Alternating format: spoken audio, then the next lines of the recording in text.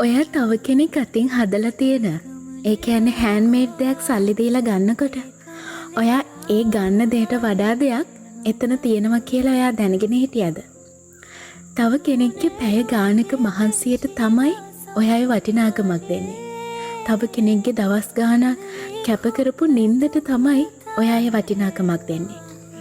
තව කෙනෙක්ගේ අසාර්ථකත්වයන් 100කට විතර පස්සේ තිබුණ සාර්ථකත්වයකට තමයි ඔයාගේ වටිනාකමක් දෙන්නේ. තව කෙනෙක් ජීවිතේ ගොඩනගා ගන්න කරන උත්සාහයට තමයි ඔයාගේ වටිනාකමක් දෙන්නේ. ඉතින් මට හිතෙන විදිහට ඔයා ඒ සල්ලි දීලා ගන්නේ ඒ භාණ්ඩයම නෙමෙයි. ඒක හදපු කෙනාගේ හදවතයි එයාගේ ආත්මයයි. जा करना है तो प्यार कर जिद पूरी फिर एक बार कर कमले आ